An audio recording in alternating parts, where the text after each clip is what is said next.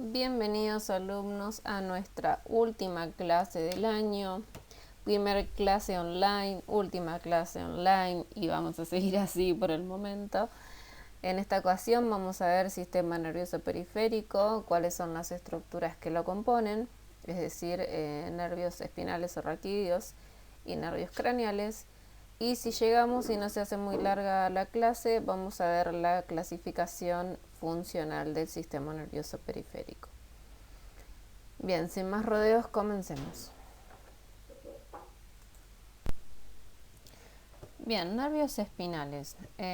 Como habíamos dicho en la primera clase, los nervios espinales son 32 y se los nombra de acuerdo a al segmento de la columna vertebral por el cual emergen, ¿verdad?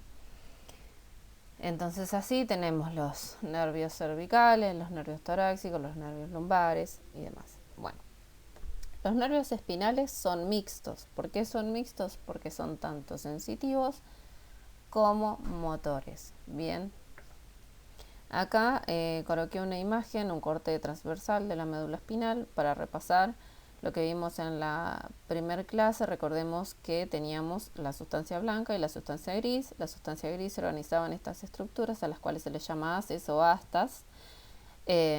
Acá podemos observar el asta anterior o ventral y acá observamos el asta posterior o dorsal. Acá tenemos el conducto del epéndimo, bueno, y acá dice surco medio posterior. Todos los surcos tienen un nombre, pero yo no sé los nombres porque no me parecía que viniera al caso. Bien, entonces, nervios espinales dijimos que son mixtos. Porque son sensitivos y motores. Entonces, un nervio espinal está compuesto por una raíz posterior o dorsal, como lo pueden ver acá, raíz posterior o dorsal, ¿sí? Es esta que vamos a ver aquí. La raíz posterior o dorsal es la raíz sensitiva y luego tenemos la raíz anterior o ventral, que es la que es la raíz motora, perdón, ¿sí? Estas raíces ingresan también por un surco, ¿sí? Al cual se le llama, por donde ingresa la raíz posterior se le llama surco dorsolateral, y por donde ingresa la raíz ventral por donde emerge, perdón, la raíz ventral se le llama surco ventrolateral. Pero eso es, digamos, como a dato extra, digamos. Bien, entonces, un nervio espinal está compuesto por una raíz posterior y una raíz anterior, ¿sí? Una que tiene función sensitiva y la otra que tiene función motora. Una lleva información hacia el sistema nervioso central y la otra saca información desde el sistema nervioso central hacia el sistema nervioso periférico. Bien, ¿cómo nos damos cuenta cuál es cuál? O sea, cuál es la raíz sensitiva y cuál es la raíz motora. Por la presencia de este ganglio, el cual se le llama ganglio dorsal. En este ganglio lo que vamos a encontrar es el cuerpo o soma de la neurona sensitiva, ¿sí? Digamos, sigue este camino. Tenemos las dendritas, ¿sí? Que vienen desde los receptores, ¿sí? Las dendritas vienen con la información, ¿sí? Pasa por el soma, el cual se encuentra en este ganglio, y el axón va a llevar toda esa información hasta el sistema nervioso central. Y la raíz motora tiene la particularidad de que tiene su soma, ¿sí? La neurona tiene su soma en la sustancia gris. Y desde aquí se proyecta todo el axón hasta llegar al músculo efector o a la glándula o a lo que fuera donde tiene que llevar la información. Bien, bueno, y acá les coloqué una imagen más porque reviendo la primera clase cuando vimos médula espinal, me quedó un concepto colgado que es el concepto de tractos, ¿sí? O vías axonales, se llamaban antes, ahora se les llama tractos. Estos tractos son un cordón axonal, es decir, un conjunto de axones que se distribuyen a lo largo de todo el sistema nervioso central y puede ser de manera ascendente o descendente, es decir, ascendente desde la médula hacia el cerebro, los cuales pueden llegar hasta la corteza cerebral inclusive, y los cuales son sensitivos, o si no pueden ser descendentes, ¿sí? Es decir, que llevan la respuesta desde el cerebro o del tronco hasta la médula espinal y desde ahí se va a distribuir hacia donde tenga que ir. Esta respuesta puede ser, por ejemplo, la relajación del músculo o la contracción del músculo o la secreción de una glándula o lo que fuera que necesite hacer nuestro sistema nervioso central.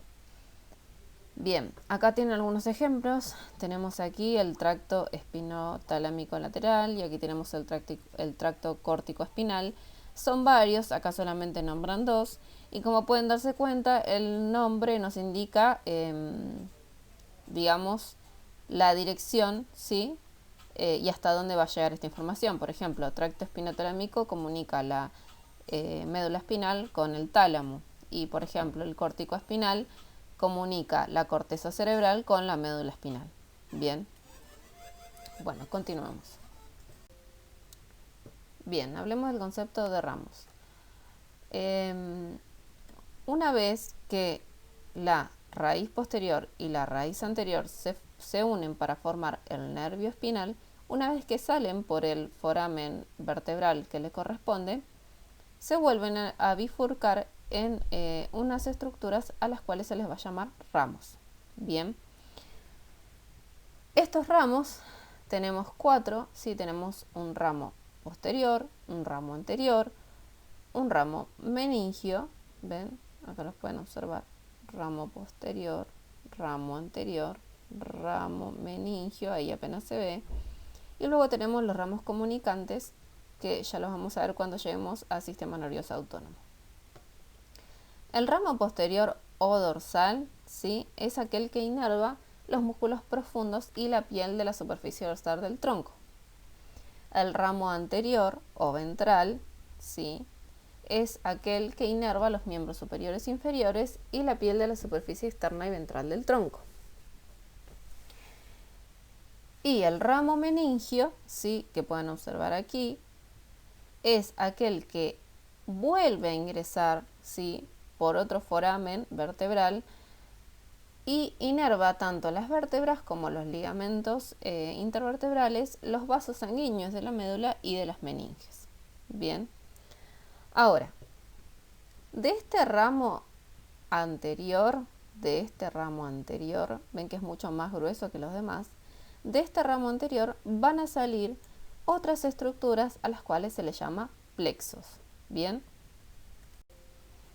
Bien, los nervios raquídeos, así como salen del foramen vertebral, no inervan directamente estructuras, ¿sí? Sino que a través de la rama anterior forman estas redes axónicas a las cuales se les llama plexos. Estos plexos, como dije, surgen de los ramos anteriores de todos o de casi todos las ramas anteriores de los nervios raquídeos, a excepción de los nervios torácicos, es decir, aquellos que surgen entre la T2 y la T12. ¿Sí? Bien, dentro de los plexos tenemos el plexo cervical, el plexo braquial, el lumbar, el sacro y el coccigio, ¿sí? El plexo cervical inerva piel y músculos tanto de la cabeza, de los hombros, del tórax y el diafragma. El plexo braquial inerva la parte superior de los hombros y los miembros superiores. El plexo lumbar inerva la pared anterolateral del abdomen, genitales externos y parte de los miembros inferiores. El plexo sacro inerva glúteos, perineo y miembros inferiores. Y el plexo coccigio, que es mucho más pequeño que los demás, inerva el coxis.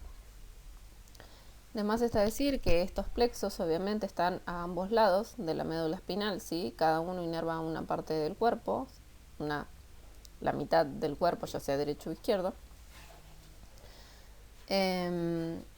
Y a partir de estos plexos cervicales, que son estas redes, ¿sí? Que se arman de axones, al ir llegando a las estructuras que inervan, ¿sí? Se van dividiendo, ¿sí? Y finalmente al llegar a la estructura que van a inervar reciben un nombre. Por ejemplo, dentro del plexo braquial podemos encontrar el nervio axilar, el nervio radial, el nervio cubital, el nervio medial, por ejemplo, ¿sí? Y dentro del plexo cervical vamos a encontrar otros y dentro del plexo lumbar vamos a encontrar otros. Todo depende de la estructura a la cual inerven. Pero ya sería algo demasiado específico para lo que a mí me interesa que sepan del sistema nervioso periférico y de nervios raquídeos específicamente, con que sepan el concepto de plexos y que inerva de manera general cada uno de ellos es suficiente. Bien, en la diapo anterior habíamos hablado de plexos y habíamos dicho que surgían de casi todos los nervios raquídeos, excepto de aquellos que surgían entre la T2 y la T12. Bueno, los nervios que surgen justamente de la rama anterior de los nervios raquídeos que se encuentran entre la T2 y la T12 se los llama nervios intercostales o también nervios torácicos.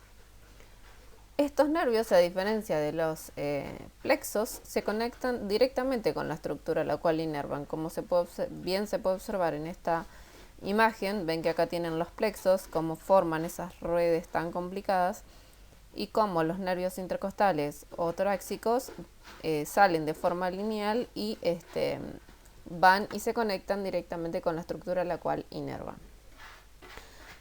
En líneas generales, los nervios intercostales inervan músculos intercostales, la piel del tórax, ¿sí? De todo el tórax, músculos abdominales y músculos profundos del dorso, es decir, de la espalda.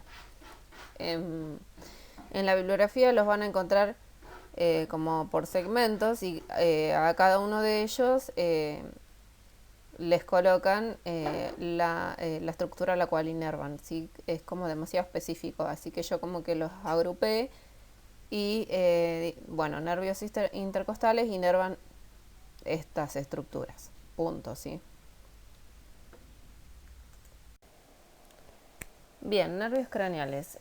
Primeramente se los llaman craneales porque atraviesan forámenes del cráneo, ¿sí?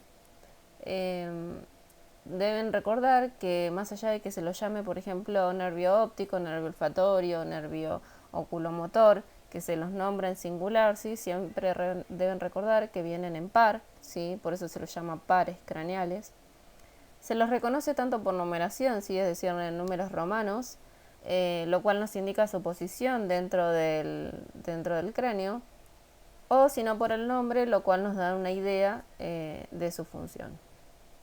Pueden provenir tanto de la nariz, como del oído, como de la retina, del tronco cerebral o de la médula espinal. Solo uno viene de la médula espinal, pero bueno. Estos nervios craneales pueden ser exclusivamente sensoriales o mixtos. Nervios exclusivamente sensoriales tenemos solamente dos, el par 1 y el par 2, que son el olfatorio y el óptico. Y el resto son todos mixtos. Dentro de estos nervios mixtos tenemos aquellos que son predominantemente sensitivos, como por ejemplo el octavo par o vestíbulo coclear. Tenemos aquellos que son predominantemente motores somáticos, lo cual quiere decir que inervan músculos esqueléticos, como por ejemplo el tercer par u oculomotor. Y luego tenemos aquellos que son tanto motores somáticos como autónomos. Autónomos quiere decir que inervan tanto glándulas como músculo liso o cardíaco. Y un ejemplo de este tipo de nervios sería, por ejemplo, el noveno par o glosofaringio, o el décimo par o vago. Bien, ahora vamos a ir viendo uno por uno su función, su inervación y sus núcleos. Bien, comencemos con el primer par craneal o nervio olfatorio. Es un nervio totalmente sensitivo y se encarga de enviar o de transmitir los estímulos olfatorios, es decir, de la recepción de los olores, a la corteza cerebral. Los receptores se encuentran en el epitelio olfativo, que es el que vamos a poder apreciar aquí, ¿sí? Por debajo de la lámina cribosa, que es esta estructura ósea que podemos observar aquí. Estos son cornetes, ¿sí? Si hubiéramos llegado al sistema respiratorio los hubiéramos visto, pero bueno, para que sepan son cornetes y se ocupan de calentar y humidificar el aire que ingresa a las vías respiratorias. Y en esta zona es donde vamos a encontrar el epitelio olfatorio y es a donde están los receptores sensitivos. Estos receptores sensitivos envían la información a un centro de relevo que son los bulbos olfatorios. Y desde estos bulbos olfatorios van a salir axones, ¿sí?, de neuronas que van a formar los tractos olfatorios. Estos tractos olfatorios, como los podemos observar aquí, van a llevar toda esta información hacia el área olfativa primaria del lóbulo temporal. Bien, bueno, solo esto con un nervio olfatorio. Vamos a tratar de hacerlos así cortitos y rapiditos para no demorarnos muchos. Bien, nervio óptico o segundo par craneal es aquel que se encarga de transmitir los estímulos visuales desde la retina hasta la corteza cerebral. Bien, el estímulo comienza por recibirse en unas estructuras que se le llaman conos o bastones que se encuentran en la retina, ¿sí?, de nuestro globo ocular. Y desde allí van a salir unas estructuras a las cuales se les llama cintillas. Tenemos unas cintillas laterales, que son las que van por afuera, ¿sí?, de ambos nervios, y luego tenemos unas cintillas que se les llaman mediales. Bien, estos nervios ópticos, ¿sí?, luego se unen en una estructura a la cual se le llama quiasma óptico, que recuerdan lo vimos cuando vimos mesencéfalo o puente. En algunos de esos dos nombramos el quiasma óptico. ¿Qué sucede en este quiasma óptico? Se entrecruzan las cintillas mediales, ¿sí? La cintilla medial derecha pasa al lado izquierdo y la cintilla medial izquierda pasa al lado derecho. Bien, solo la cintilla medial, la cintilla lateral continúa su curso del mismo lado o del mismo hemisferio. Bien, ahora, luego de que estos nervios se conviertan aquí en tractos, estos tractos son los encargados de llevar esta información a los núcleos geniculados laterales, que son estos que podemos observar aquí, y de aquí la información se transmite hacia el área visual primaria del lóbulo occipital, donde es procesada la información y donde se vuelve a retornar la imagen a su estado ideal, digamos, porque recordemos que la retina toma la imagen, ¿sí?, de una manera invertida. Entonces, luego de que hace todo el recorrido, el estímulo en el lóbulo occipital, el cerebro da vuelta a la imagen para poder percibirlo correctamente. Nervio oculomotor o tercer par craneal. También lo pueden encontrar como motor ocular común. Bien, este nervio es un nervio mixto, es decir, que tiene tanto una función sensitiva como motora. Vamos a encontrar su núcleo en el mesencéfalo y desde ahí se extiende hasta llegar a la órbita, ¿sí? La órbita es esta bóveda, ¿sí?, que vamos a encontrar en el cráneo y a donde se aloja el globo ocular. Bien, una vez que llega a esta órbita, este nervio se divide en dos ramas, una superior y una inferior. La rama superior inerva al recto superior y al elevador del párpado, y la rama inferior inerva tanto al recto medial como al recto inferior y al oblicuo inferior. Este nervio, como dije antes, es mixto, tanto sensorial como motor, y además también tiene una función simpática y parasimpática. La función simpática tiene que ver con los movimientos voluntarios y la función parasimpática con los movimientos involuntarios. ¿Sí? Es aquel que tiene que ver con el sistema nervioso autónomo, que ya lo vamos a ver un poquito más adelante en esta misma clase. Bien, la función simpática es aquella que se encarga de los movimientos del globo ocular y del párpado superior, ¿sí?, a través de sus ramas inferiores, a través de su rama inferior y superior. Y la función parasimpática se da a través del ganglio ciliar, que lo podemos observar aquí. Ven que la rama inferior hace como una bifurcación hacia el ganglio ciliar, y desde el ganglio ciliar este nervio puede controlar los movimientos del músculo ciliar y del esfínter pupilar.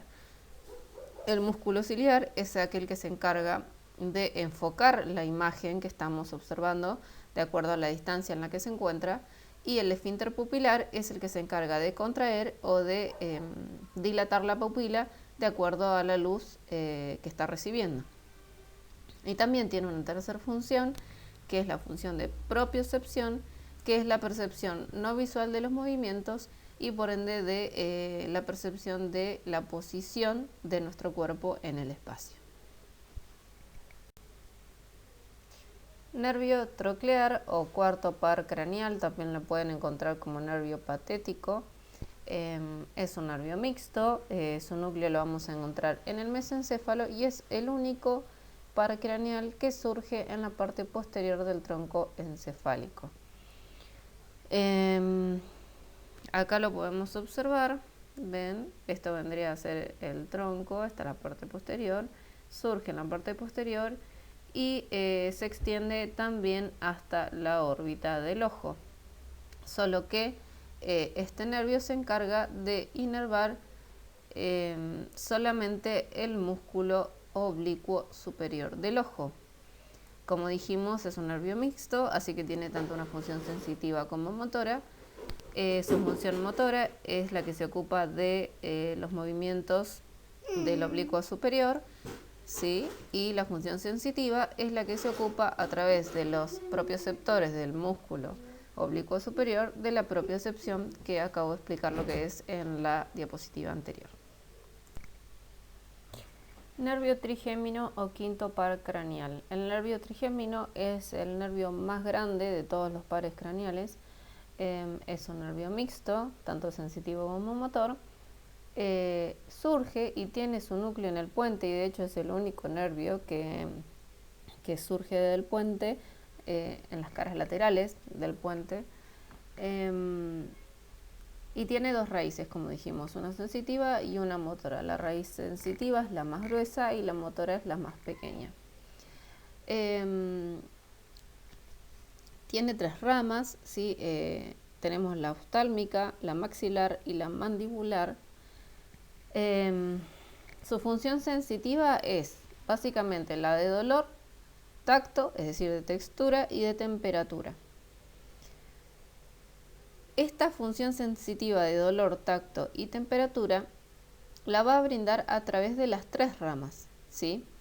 Entonces tenemos la rama oftálmica, es aquella que inerva al globo ocular. En esta imagen, como pueden observar, aquí se ve la rama oftálmica, aquí podemos observar la rama maxilar y aquí podemos observar la rama mandibular. En esta imagen justamente no se puede observar qué es lo que inerva la rama oftálmica. No encontré una imagen que represente a las tres ramas por completo, porque la verdad que es un nervio muy extenso y no todo, es muy difícil encontrar una imagen que represente a las tres ramas en un gráfico. Así que les recomiendo que observen la bibliografía. Hay unas imágenes muy buenas que hacen muy fácil de entender las inervaciones de estos nervios, de todos los pares craneales.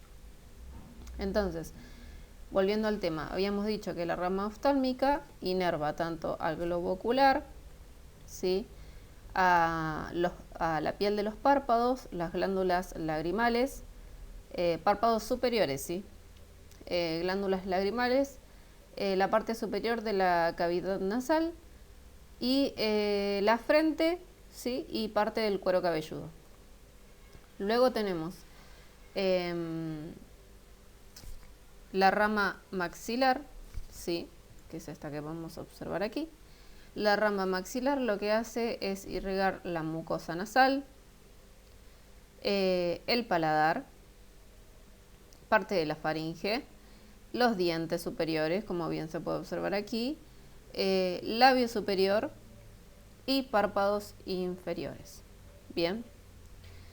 Y luego tenemos la rama mandibular, que se encarga de inervar a la lengua, ¿sí? No en el sentido del gusto, sino como dijimos, en el sentido de la función sensitiva de dolor, tacto y temperatura. Lo mismo sucede con las mejillas, los dientes inferiores, la piel de la mandíbula y la mucosa de la boca. Estos nervios, sí, son justamente los que duelen cuando tenemos un dolor de muela. Son altamente sensitivos, ¿sí? Son muy sensibles. Y como función motora, la función motora la puede brindar a través de la rama mandibular, ¿sí? El nervio mandibular, y lo que inerva es todos los músculos que tienen que ver con la masticación, que lo vieron cuando hicieron el trabajo práctico de sistema muscular. Por ejemplo, el macetero, el temporal, etc. ¿Sí? Nervio facial o séptimo par craneal. Es un nervio mixto, también es bastante extenso. Encontramos un núcleo en el puente y su función motora es a través de la inervación de los músculos de la expresión facial, que los vieron cuando hicieron el trabajo práctico de sistema muscular, músculos de la deglución, es decir, del cuello y del cuero cabelludo. Luego tenemos la función sensitiva, que nos brinda la percepción de los estímulos del gusto a través de los botones gustativos de la lengua. Y también tiene como función sensitiva la de propiocepción a través de los músculos, de los propioceptores, de los músculos de la cara y del cuello. Acá podemos observar en este gráfico, acá tenemos el puente, el núcleo motor, y vemos cómo se extiende hasta el ganglio geniculado, y desde acá podemos observar cómo el nervio facial se va bifurcando para poder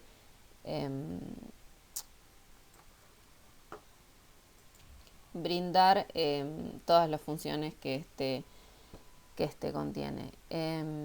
Bien, dijimos entonces función motora y sensitiva, y tiene una función más, que es la función parasimpática, y es aquella que controla la secreción de las glándulas, por ejemplo, las glándulas salivales, las glándulas lagrimales, nasales y palatinas.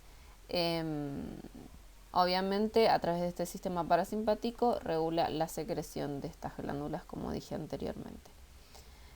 Acá pueden observar que nombra otros ganglios como el ptérigo palatino y el submandibular, pero no nos vamos a poner tan específicos.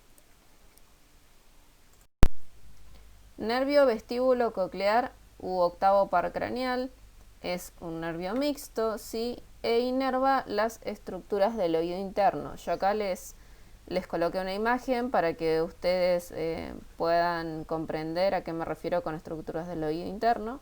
¿Sí? Nuestro oído se divide en tres secciones: el oído externo, el oído medio y el oído interno. Bueno, justamente este nervio vestibulococlear lo que hace es inervar estas estructuras, ¿sí? Que forman parte del oído interno. Y estas estructuras son los canales semicirculares, el otrículo, el sáculo y la cóclea. Bien, este nervio tiene dos ramos, ¿sí? El ramo vestibular y el ramo coclear. Ven que acá dice nervio vestibular, nervio coclear. El nervio vestibular se encarga de inervar los canales semicirculares, el otrículo y el sáculo, y a través de la inervación de estas estructuras logra conducir impulsos de equilibrio en trabajo conjunto con el cerebelo, y sus núcleos se encuentran en el puente.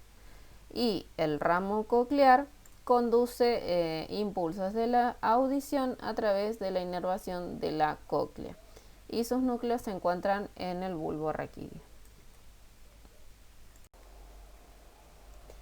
Nervio glosofaringio o noveno par craneal es un nervio mixto, contiene su núcleo motor en el bulbo raquídeo, y como función sensitiva tiene la capacidad de transmitir los impulsos de gusto y de sensibilidad de la parte posterior de la lengua. y también la función de propiocepción a través de los músculos de la deglución y del cuerpo carotidio. Músculos de la deglución como por ejemplo el estilofaringio, y el cuerpo carotidio es una acumulación de células que se da en esta zona justo antes de la bifurcación de la arteria carótida. Bien, como función motora, inerva el músculo estilofaringio, como dije antes. Acá lo podemos observar aquí. Este es un gráfico que la verdad es un poco confuso, pero cuesta encontrar imágenes que sean un poco más comprensibles, y por eso siempre les reitero que vean la bibliografía, que la lean, porque los gráficos que hay en el libro son muy entendibles y no puedo copiar las imágenes del libro, si no lo haría. Pero bueno, volviendo al tema, función motora, inerva el músculo estilofaringio que se encarga de elevar faringe y laringe al momento de deglutir. Y como función parasimpática, inerva las glándulas parótidas, ¿sí? Que se encargan de la secreción, de regular la secreción de saliva. Nervio vago o décimo par craneal. Este nervio es bastante extenso y es de una distribución muy amplia, de ahí viene su nombre. Se le dice vago, que viene del latín, que viene de vagabundo, o sea, porque se distribuye ampliamente en nuestra parte torácica y abdominal. Vamos a encontrar sus núcleos en el puente y en el bulbo raquídeo, y desde ahí se distribuye, baja por el cuello, ¿sí? Posterior a la vena yugular, y desde ahí se distribuye hacia todos los órganos torácicos y abdominales.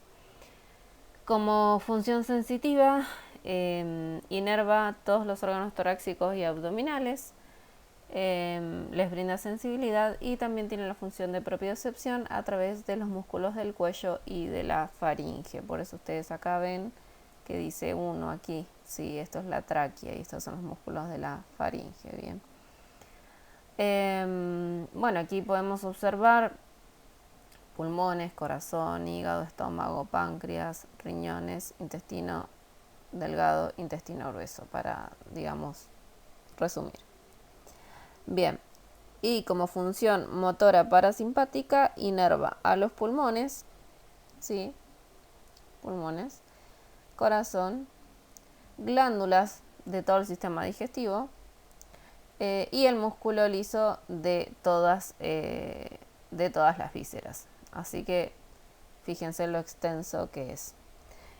Obviamente, ¿a qué se refiere? ¿Se acuerdan cuando vimos músculo liso? Que se encargaba, por ejemplo, en el sistema digestivo de los movimientos de peristalsis, ¿sí? En la digestión. ¿Se acuerdan? Bueno, continuamos.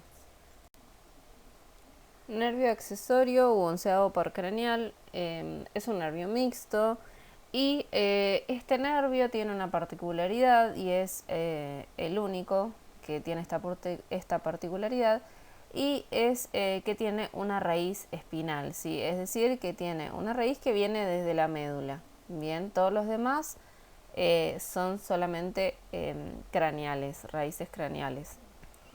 Bueno, este nervio tiene dos raíces, como ya dije, una craneal y una espinal. La raíz craneal tiene su núcleo en el núcleo ambiguo, se cree que está en el núcleo ambiguo. Este núcleo lo vamos a encontrar en la formación reticular, y algunas bibliografías dicen que este núcleo está específicamente, el núcleo de la raíz craneal sí está en el bulbo, y otras bibliografías dicen que se encuentra en el puente. La verdad es que a ciencia cierta aún no se sabe bien exactamente a dónde está el núcleo de la raíz craneal. Como función motora somática, la raíz craneal inerva los músculos de la faringe, laringe y paladar blando, que son aquellos que se encargan de la deglución. Y la raíz espinal, ¿sí? Tiene su núcleo en la médula espinal, Y como pueden observar en esta imagen, ¿sí? Esta vendría a ser la médula, acá tenemos el bulbo y el puente. Desde la C5, ¿sí? El nervio, la raíz espinal va subiendo, ¿sí? Entra al cráneo por el agujero magno y se une, ¿sí? A la raíz craneal. Y desde ahí se vuelve a dividir e inerva como función motora somática los músculos esternocleidomastoideo y el trapecio, que son aquellos que se encargan del movimiento de la cabeza. Y como función sensitiva, la de propiocepción a través de los propioceptores de los músculos anteriormente mencionados. Nervio hipogloso o doceavo par craneal es un nervio mixto, contiene sus núcleos en el bulbo raquídeo y desde ahí se extiende hasta llegar e inervar a los músculos de la lengua. Obviamente al inervar estos músculos va a intervenir tanto en la deglución como en el lenguaje. Bien. Y como función sensitiva tiene la función de propiocepción a través de los músculos anteriormente mencionados.